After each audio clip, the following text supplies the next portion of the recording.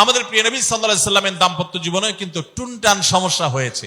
আপনারা মনে করতে পারেন নবী সাল্লাল্লাহু আলাইহি সাল্লামের ঘর, ওনার স্ত্রীগণ সাহাবী, তারা উম্মুল মুমিনিন আমাদের মা, এত মর্যাদাবান মানুষ, তাদের আবার ঝামেলা হয়েছে। ভাই, দাম্পত্য জীবনে টুকটাক সমস্যা তাদেরও হয়েছে। প্রিয় নবী সাল্লাল্লাহু আলাইহি সাল্লাম নিজে একদিন বাসা ছেড়ে মসজিদে নববীতে এসে মন খারাপ করে বসেছিলেন, তিনি বাসায় যাচ্ছেন না, অভিমান করে। ওমর রাদিয়াল্লাহু তাআলা আনহু বিষয়টা বুঝতে পেরে তার মেয়ে যেহেতু নবী সাল্লাল্লাহু আলাইহি সাল্লামের স্ত্রী, তিনি সেখানে গিয়ে ভেতরে প্রবেশ করে তার সাথে কথা বলে তথ্য উদ্ঘাটন করে সেটা মিটমাট করার ব্যবস্থা করেছেন।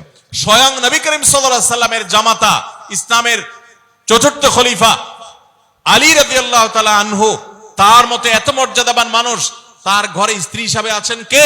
মুহাম্মদ সাল্লাল্লাহু আলাইহি সাল্লামের মেয়ে, জান্নাতে নারীদের সর্দার ফাতিমা রাদিয়াল্লাহু তাআলা আনহা। এত বড় মানুষ তারা, স্বামী স্ত্রী দুইজন, দুই দিককার নেতৃত্বে, একজন যুবকদের নেতৃত্ব দিবে, আরেকজন জান্নাতি যুবতীদের, নারীদের নেতৃত্ব দিবে। এত বড় মর্যাদাবান মানুষ, তাদেরও দাম্পত্য জীবনে কিন্তু টুনটান হয়েছে। একবার আলী রাদিয়াল্লাহু তাআলা আনহু এসে মসজিদে টানটান হয়ে শুয়েছিলেন মাটিতে, মনটা খারাপ, ঘরে একটু হালকা ঝামেলা হয়েছে, তো এই জন্য মসজিদে নববীতে এসে মাটিতে শুয়ে আছেন। নবী করিম সাল্লাল্লাহু আলাইহি ওয়াসাল্লাম দেখে বুঝতে পেরেছেন, টের পেয়ে গেছেন যে কিছু একটা হয়েছে বাসায়।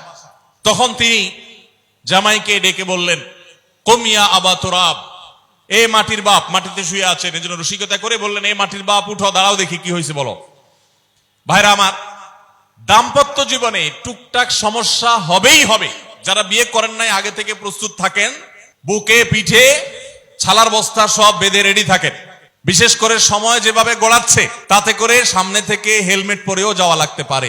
শুধু যাওয়া না, বাসায় ঢোকার সময় বাইক থেকে নামার পর হেলমেটটা আগে খুলবেন না, আগে যা বুঝবেন পরিস্থিতি কি, তারপর হেলমেট খুলবেন। দাম্পত্য জীবনে টুকটাক সমস্যা হবেই, এটা প্রত্যাশিত, মনে রাখবেন। এই জিনিসটা যদি আপনি আগে থেকে মাথায় রাখেন, তাহলে আপনার কষ্ট অনেকখানি দূর হয়ে যাবে।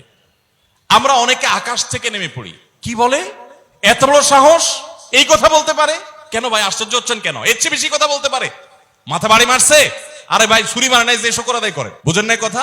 একই কথা বোনদের জন্য প্রযোজ্য। আমার মা বোন যারা শুনছেন তাদেরকেও বলছি, আপনার স্বামীর একটা কথা শুনে আপনি আকাশ থেকে নেমে পড়ছেন, আকাশ ভেঙে পড়ছে মাথার উপরে, কি এটা বললো সে, আপনি ডিপ্রেসড হয়ে যাচ্ছেন। আরে বোন, ডিপ্রেসড হচ্ছেন কেন?